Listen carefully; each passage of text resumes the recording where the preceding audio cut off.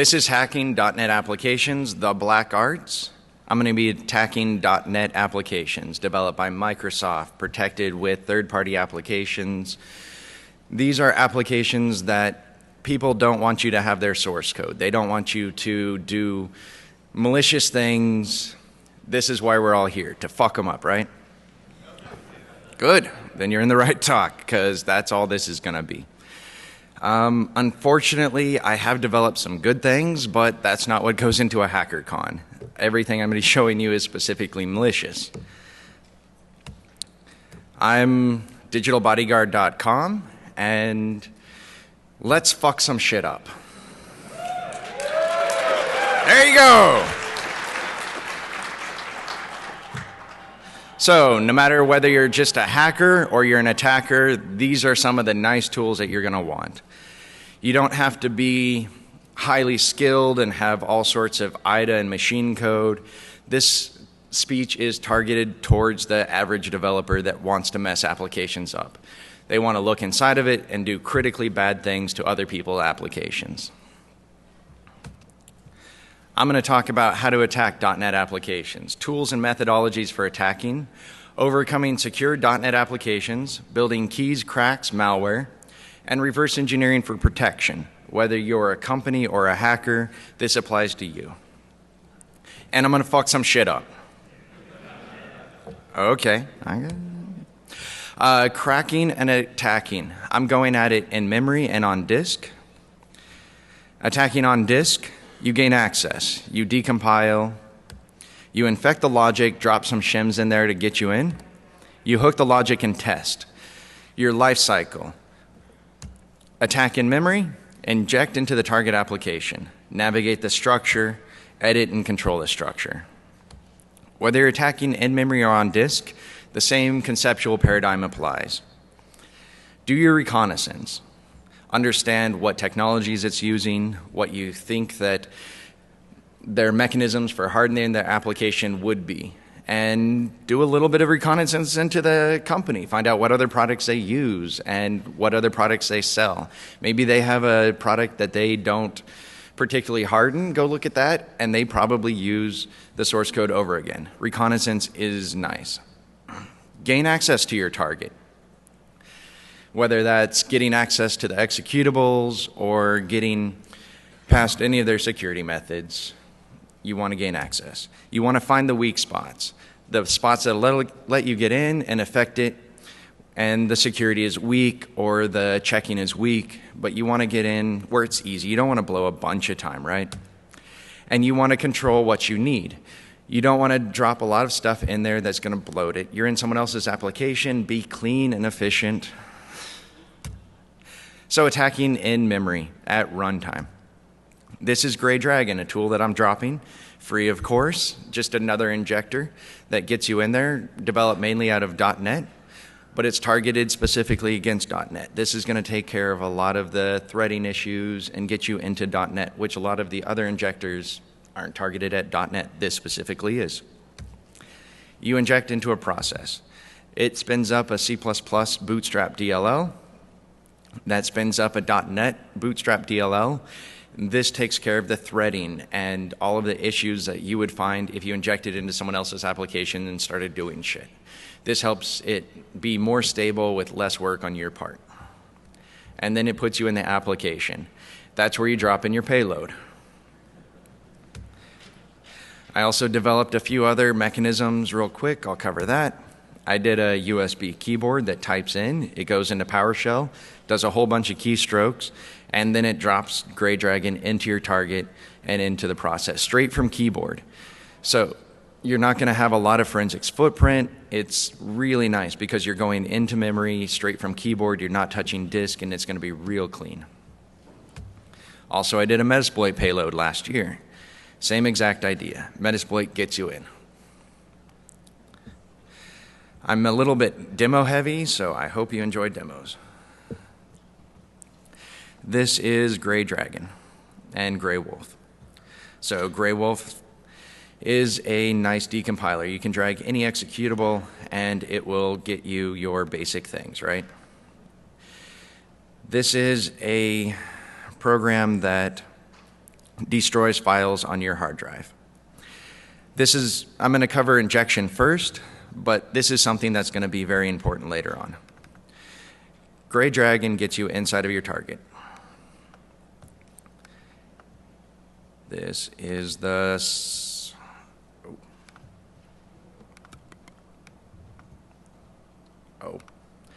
the target's running as admin. So instead of being able to inject from user land, I have to elevate it to admin in order to inject into my target, of course.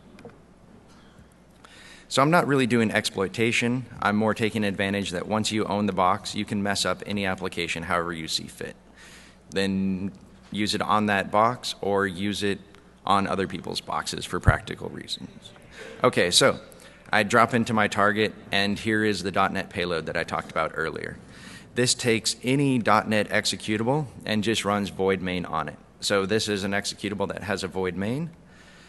I will select the payload, and we have a payload inside of our target. This is old talks if you've been to my speeches before. This is going to be very, very nice later on. I can come down to this unlock button, and I have edited the events that this button fires. When you right click on it, it fires something new. It says, what functions do you fire? And here's the functions that that button fires.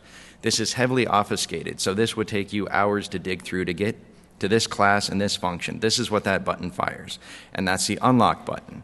So you know that unlock button is pretty close to the registration check, right? So when you want to crack the registration check, instead of digging for hours through obfuscation, this gets you straight to it, and it'll cut your time way down. So that'll be very important much later. And okay. So I really like diagrams and pretty things. I think it makes shit easier. When you are on disk and you run an executable, it spins up a bunch of valid DLLs. They all go through the security systems of Microsoft and .NET. This all becomes a process. All the security systems have already completed, you inject in, and it drops in your attack. This is where you get your hacks, cracks, malware, and backdoors. This is really nice because I'm going to talk about security systems later, and they've all finished. At this point, you're injecting after I've seen 2 security systems used by 2 companies that can do anything against this. Every security system I'm going to talk about for the rest of this, you can basically add, and injecting in memory gets right past it. So I kind of went app happy, and I developed a whole bunch of payloads and supporting applications and just put out a lot of research and a lot of applications to support you in this endeavor and wanting to see how I did what I did. So attacking applications, you gain full access. You reverse engineer as much as possible. You attack it in memory, take out whatever security might be there, and then you control the program. Injection. Why should I use it?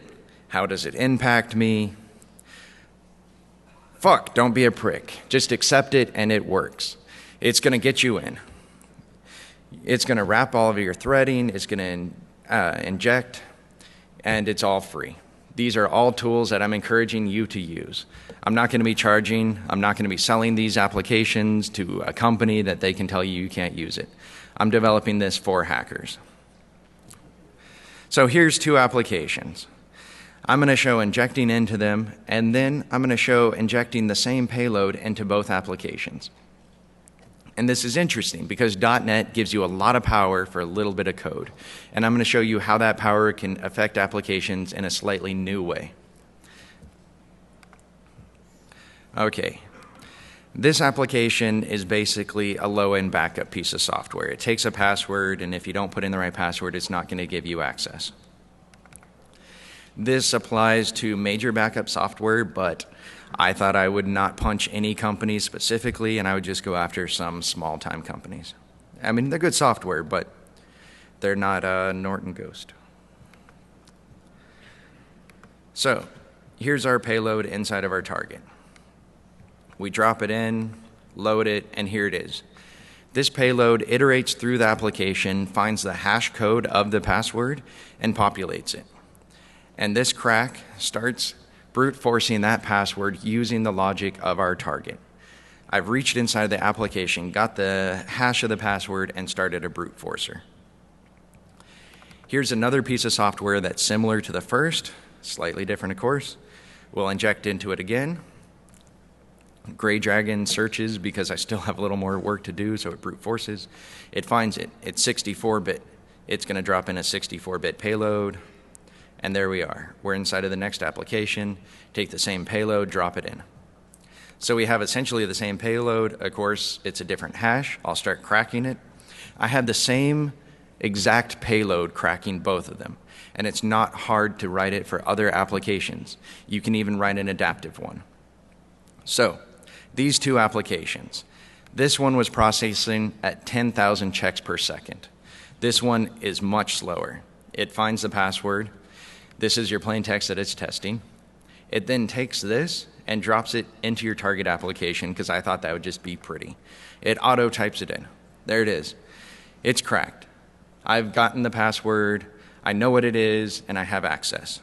This one's still crunching away because this one has a much more processor-intensive check mechanism. And the same thing. It finds the password and types it into our target. And again, gets us in. I have access to the encrypted material, a brute forcer that can be adapted quickly and easily by an average level programmer. That's the target. And that's the power.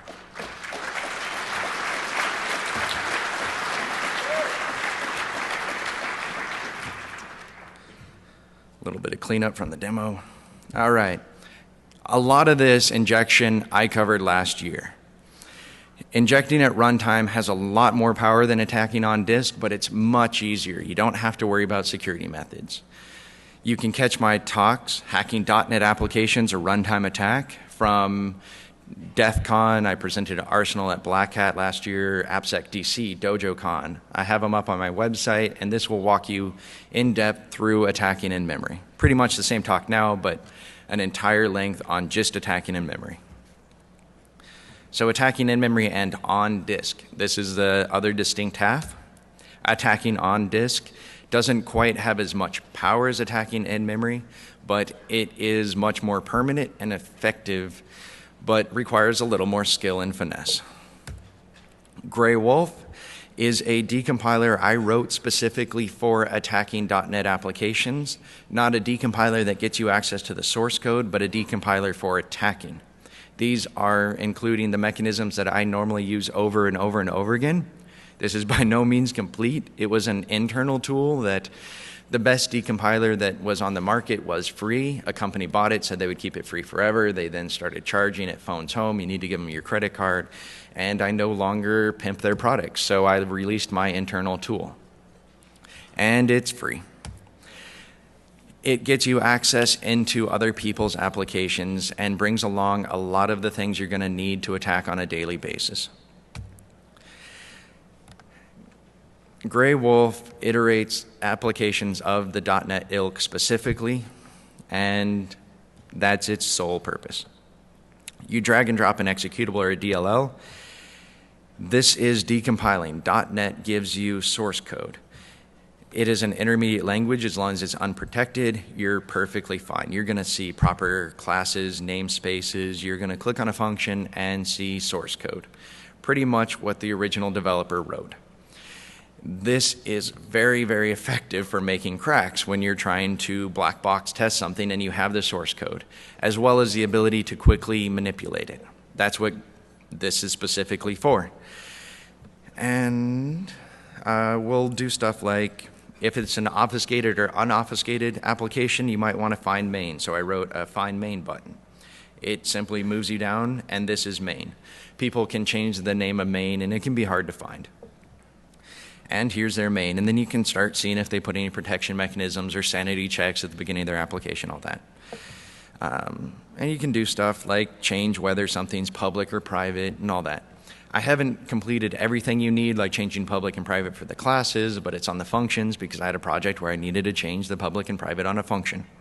So as I either receive people that want to support it with monetary funds or I need it, I add features. And then you get free features. That's Grey Wolf. So attacking on disk. You connect in and you access. You decompile it and get the code and base technology of your target. You infect it and change your target's code to accomplish whatever goal you might want. You exploit whatever logical vulnerabilities or technological vulnerabilities that might be there, and then remold your application and deploy. That is pretty much as simply as I stated it. That's about as simply as it's done that you'll see later on. The weak spots that you're going to go after in an application. You want to flip a check. You want to set a value to true. You want to cut the logic. You want to return true. You want to access a value. Set a value to true, registered equals false. Grade wolf, registers equals true. A check, A equals B, password validation. A equals B becomes A not equals B. Only invalid passwords will succeed. You could see how you might want to do that one, and it's about 6 clicks. Registered equals true on this function. You simply insert or return true at the top, negating any logic that might be in that function. Is valid key returns true, regardless of what you pass in. SQL cleaning, cutting the logic, very scary. Imagine how many applications have only one function, because that's what good developers do, right? And it just returns the original string. It's been cleaned, sends it up to the server. Who would not actually take advantage of that? Valid password. Accessing a value is much stronger than you might think. When you have access to the internal variables of your target, you can do awful things, like show the value you're comparing against. Instead of just subverting that check, you show it. Or put it in the clipboard, save it out to disk, whatever you want. You can just iterate the whole program and show every variable. This is much stronger than I had anticipated. Registration checks. We want to make KeyGens, right? That's a question. Clap, clap, clap. There you go. Okay, so KeyGens and cracks. This is, from my experience, the top mechanisms that they use. They'll make a public and private key, they'll sign a XML, and they'll push it down to your machine. Inside the application, it'll decrypt it and execute it. This is subverted by changing the key. You simply change the public key, and it's yours. All of these things are from 6 clicks to 5 or 10 minutes. They're pretty easy on unprotected applications. The next one is a little weird, but I see it so often. You take your name and the registration code, you do a little bit of math, and you compare it to a known value. You ask it what the known value is, and that's your KeyGen. That's it. Calling the server, you hack the call. You just mess it up. Whatever they're calling, whether it's a UDP packet or a TCP connection, you just mess it up. Demo equals true.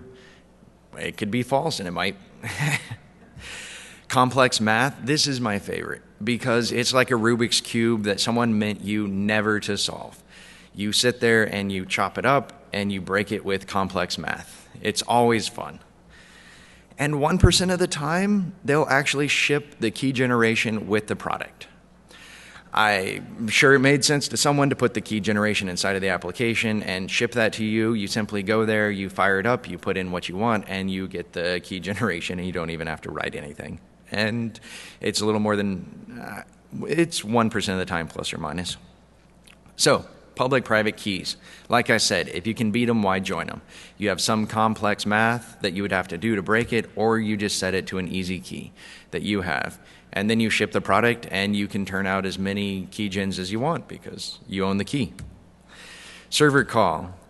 It points to whatever you want. The system ID, you put in some easy value to manage. You simply give them whatever would solve it, and that's it.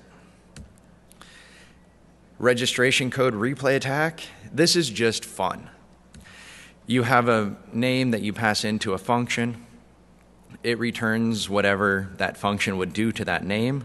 It then compares this to your registration code. If these two match, if they don't, you're not registered. Like I said, replay attack, you take the value and then you play the game again. Of course, some people will add more things where it seeds with registration code or something complex math, and it of course works. Complex math, my favorite. You chop up the math into its individual sections and then you attack each one of them individually. I like to start from the weak one, go into the strong. And for dev purposes, I recommend that you put a brute forcer on each section that you haven't completed. And so as you beat the weakest one, the rest of them are brute forced and you can validate as you go through until you've removed all of the brute forcing and you have a pure keygen. We would like to see that, right? Okay. Well, as some company might be mad if I showed how they did their registration check, here is a white boxed application. Drag and drop it, you get access to the source code, and at home, at your leisure, you can look and see how this is done. So it takes your username and your key and doesn't work. Of course, there's a keygen and it works, all of that. So you pop open the application that you want to keygen, you target into what that button does that I showed you earlier, which happens to be key check, because a lot of people use good naming, right? So a lot of them will put something like, this is version 12 of our enterprise application, and they'll tag that at the front of the key. They'll then do a whole bunch of string manipulation. I'm just walking you through because I would have liked to known what a common key validation sequence looks like, so I figure you would, right? When it gets to the complex math, okay, one half is IL, the other is source code. So it gets to complex math and it starts doing bizarre stuff like taking powers and then modding it. This is pretty common. This is a lot of the complex math that you're going to see. And oddly enough, a lot of the complex math is kind of similar, that they will go out and see how someone else did it, or they will look at an old, and they will reuse that same paradigm. So you could look at how I did the key generator and see how I overcame each type. And there are some types of complex math that are very hard to overcome. And I put in a brute forcer that brute forced just 2 digits out of the long key.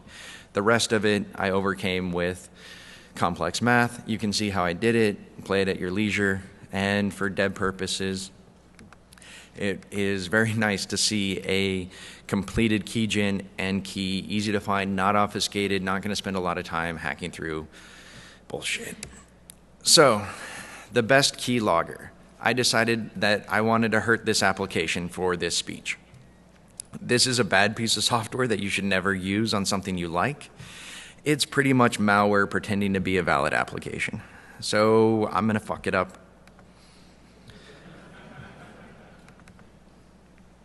Okay.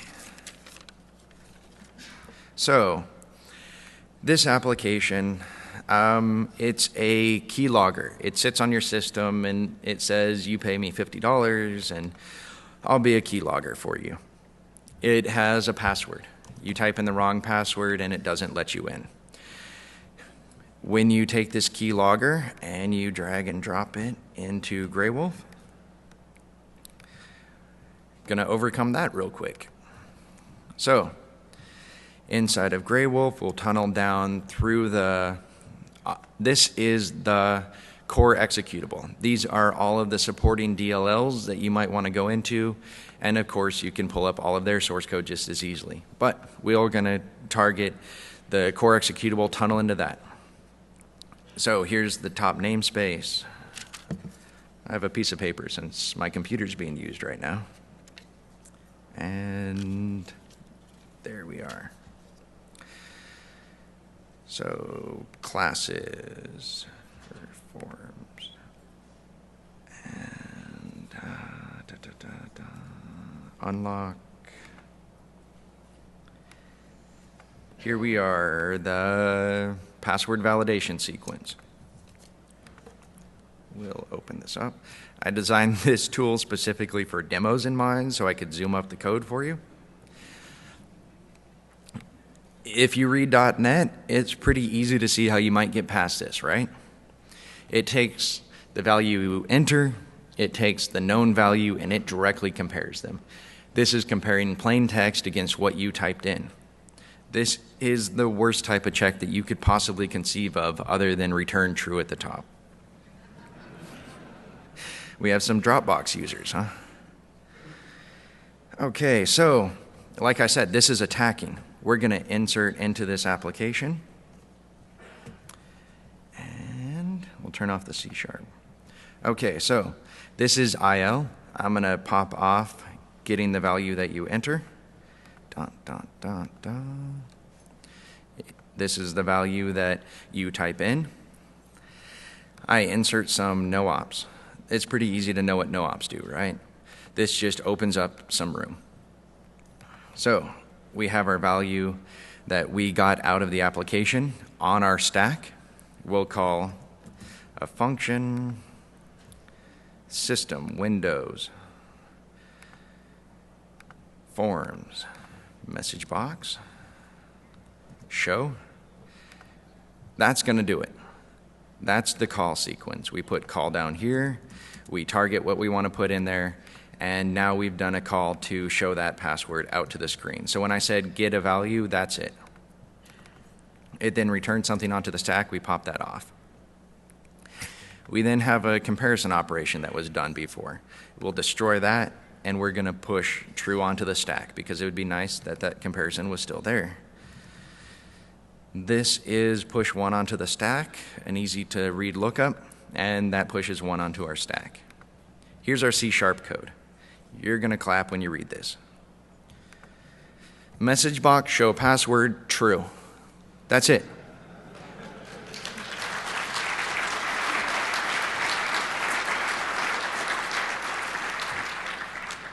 We then come up here, save it out, an executable with an easy different tag name. It's saved out. It's on disk. Open it up. Type in gibberish. This is the password. Win.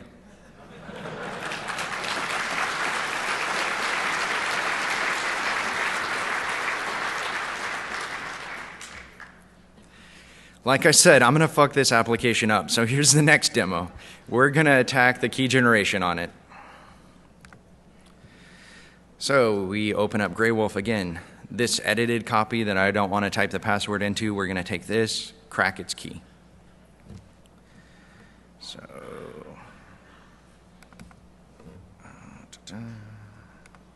drag and drop it. And this compiles a good version of it, all that. So that took what? Probably might take you a minute to do. And now I'm going to crack the key. That is classes. I'm using paper like a Luddite. Okay. System.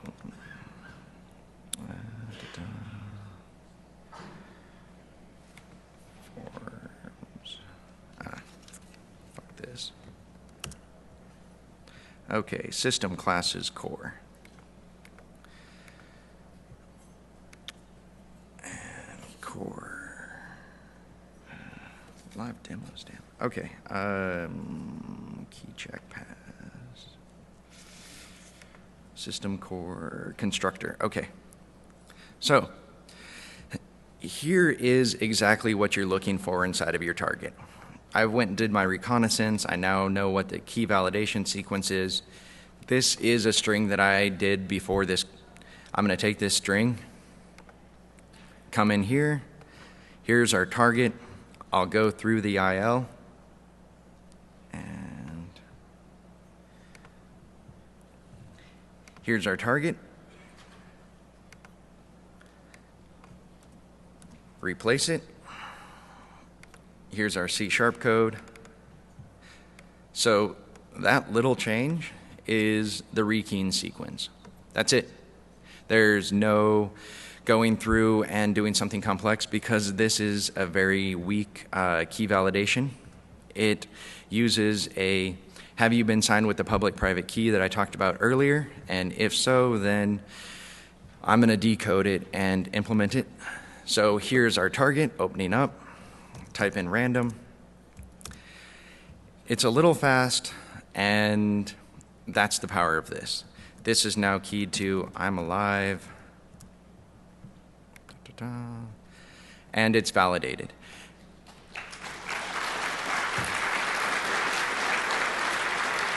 I mean, that seems a little simple, right? Like, I replaced one string. And that's kind of the power. Like, I can say in 6 clicks, you can rekey an application. You don't have to know IDA Pro and be hardcore. You have a validated full, it looks legit, like there's something hardcore going on, and it's at one string. This takes a couple of minutes to read through their code, see how their key validation is done. Oh, I have to replace that. I want to use whatever complex algorithm. I'm not going to disclose it, but when you read through their code, it's pretty easy to make that random string that I threw in there. So they do have something weird going on where they do crazy obfuscation, where they literally do crazy obfuscation. I'll talk about that. And they have taken bad coding practices and just started shoving code inside and ripping code off of other people. And so they lie to you about they're doing this, that, and there's a lot of just bizarre shit going on, literally crazy. So one of their classes, when you type in keys, it's encrypted. It uses a hard-coded key, combines this with your password. It then does AES. And there's another one where when it writes out, it uses triple DES, a bunch of hard crypto. However, in some of it, like the triple DES, it only uses a hard-coded key, it uses zeroed vectors, and it stores your password in the plain. So it might be easy to decode, right? I was like, oh, I can do that in an hour for the conference. So a couple of days ago, me and some friends started coding it up. And here it is. Here's the decryptor. And I'm not going to give it to you because they're literally crazy. Instead of using any of that crypto I talked about, they simply used something obscure like ASCII to encrypt it and then saved it out to a file. They have all of this hard crypto and then they don't use it. So I spent a couple of hours for this to develop that application that I showed you, and then they don't encrypt it. So I mean, good obfuscation, like that threw me for a loop. That wasted a lot of my time for no good reason.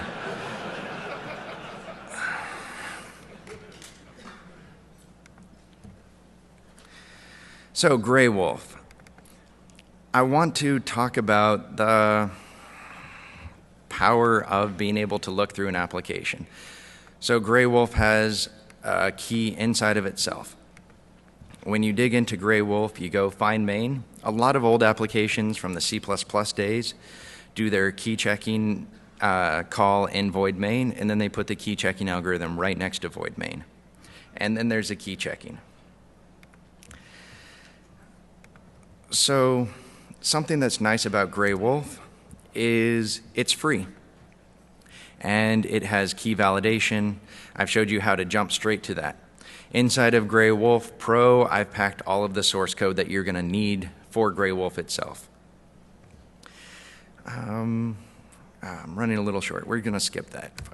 Okay, so IL. It's kind of the code of the matrix. You're looking at C#, you're looking at VB.NET. It's actually IL. Also, if you're looking at obfuscation, you're looking at IL.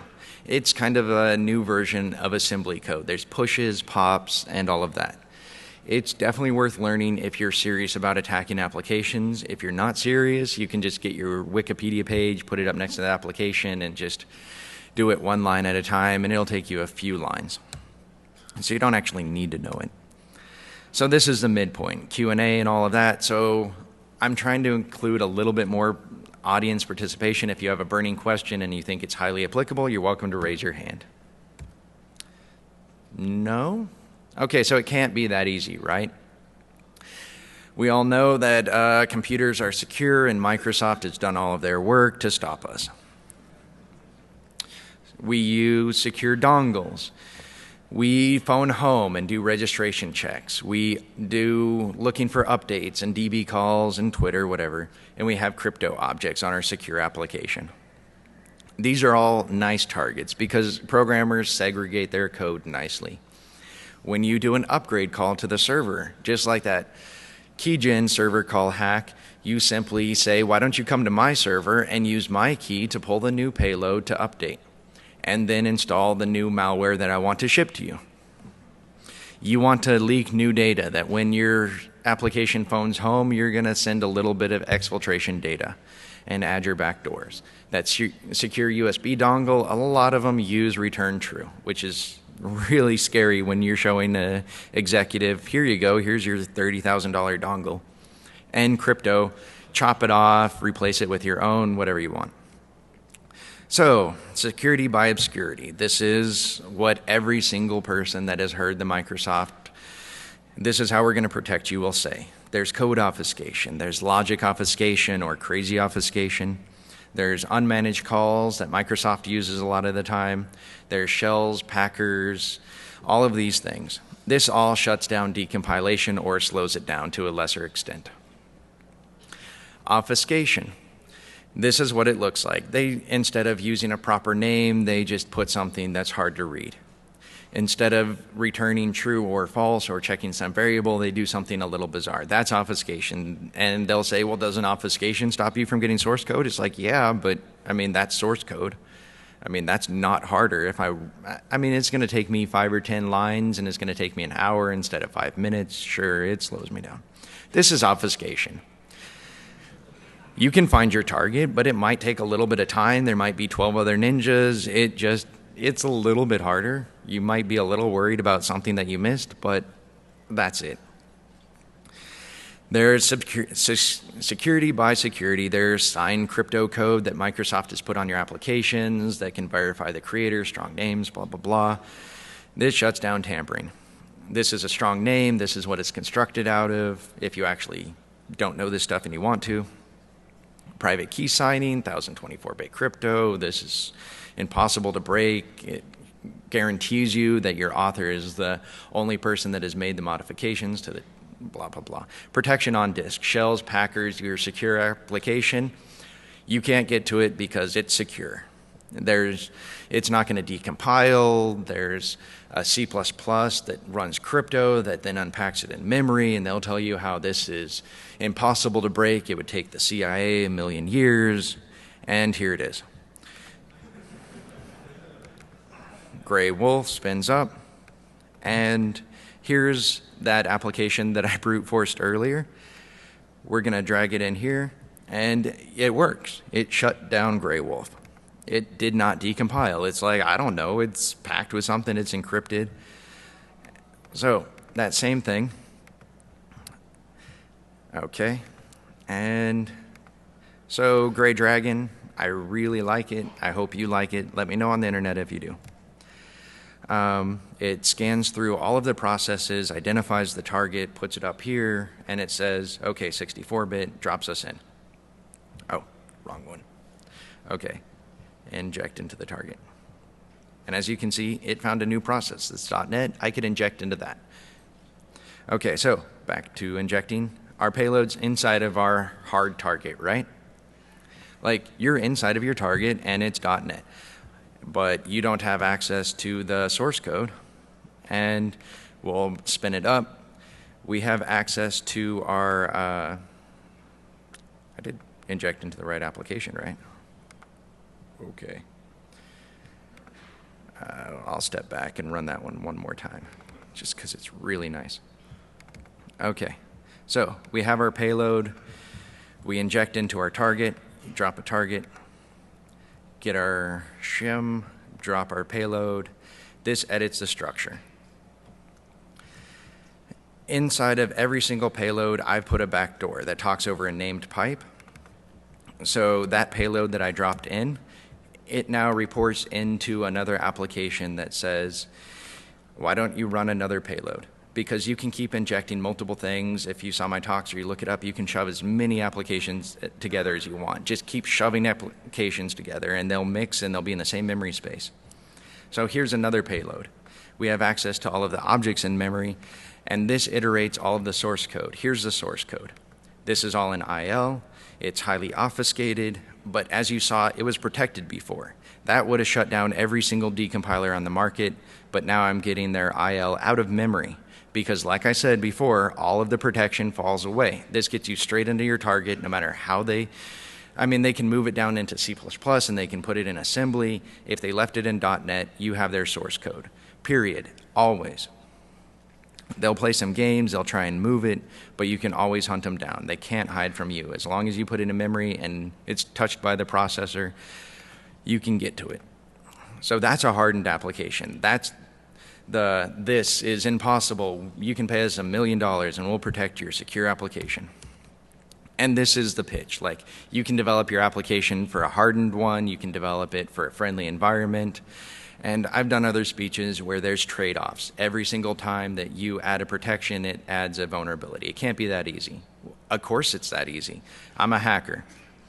Your public-private key tokens, you simply steal them. You put them on an erroneously signed application, and at this point, it is still signed by the original key, and yeah, it's pretty much that easy. It's like the slide, it just moves it over to the erroneously signed executable because Microsoft leaves the sign code checking off. So their 1024-bit crypto that's going to stop you from attacking a core Windows DLL that's protected, it's off by default. So when that genuine Microsoft application runs, calls a DLL, you're inside of your target.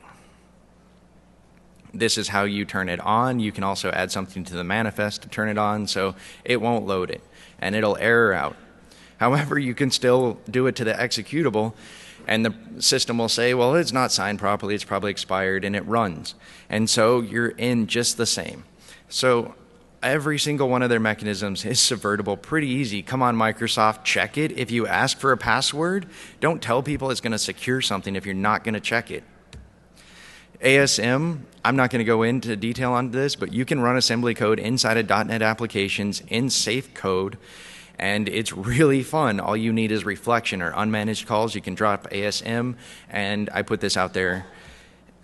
GAC, you need to know what the GAC is. This is what the GAC looks like on disk. You take out desktop INI, it's a regular folder.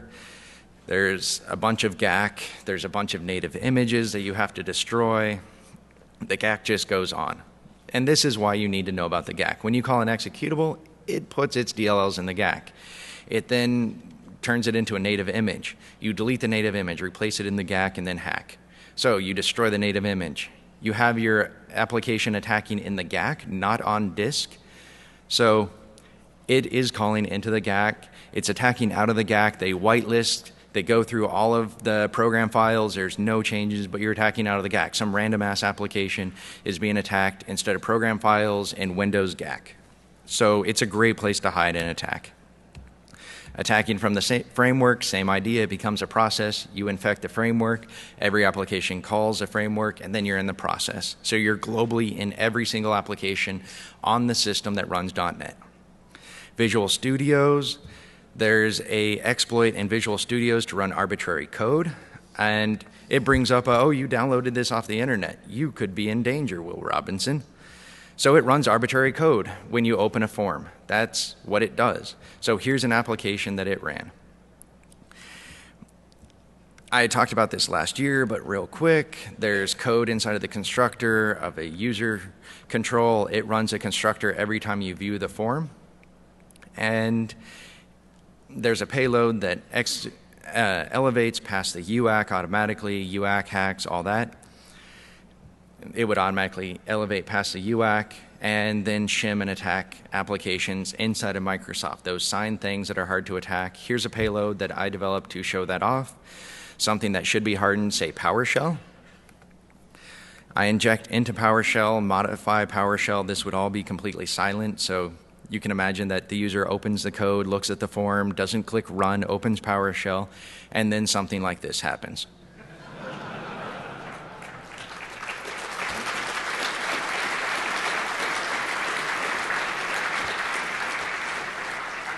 And of course, this is fun for an office prank. If it was a keylogger, then we would be talking about some real danger, right?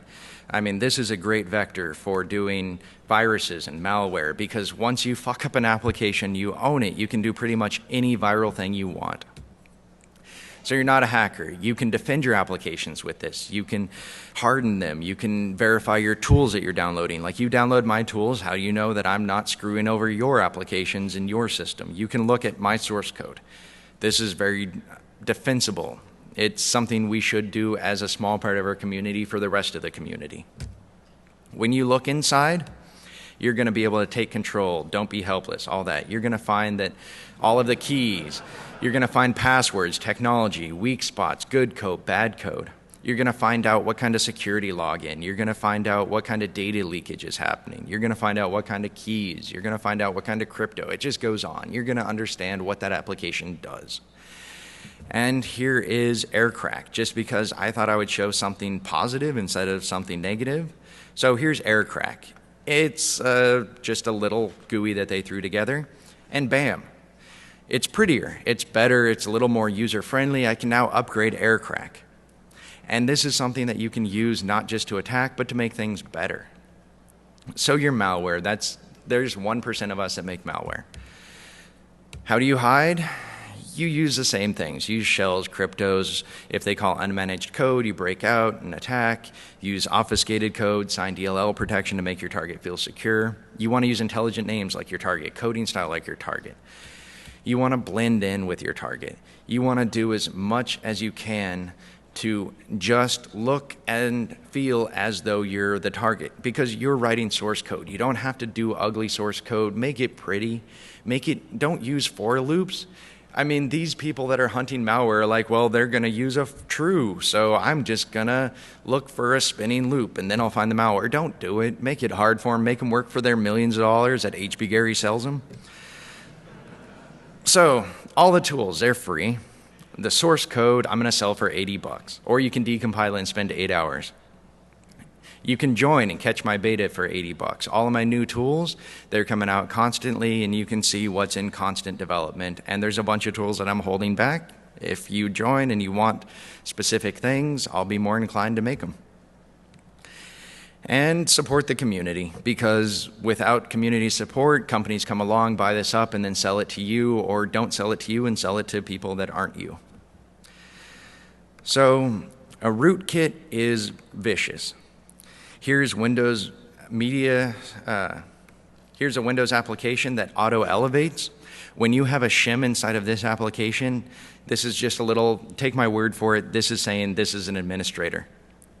So this is administration. This is an auto-elevated application that you can inject into and do vicious things from. So, story time. I thought that I would give a little bit of fun things from my experiences. So, HB Gary showed up at Black Hat. He didn't come here, but when he showed up at Black Hat, he was presenting things like his new shirt. Because we all know that HB Gary pisses on Anonymous, right?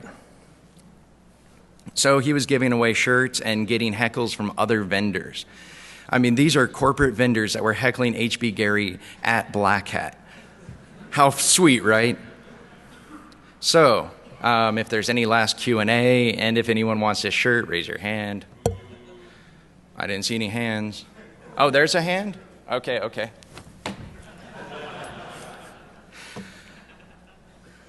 So, that's the free stuff. I hope you enjoyed this shit, because I worked hard.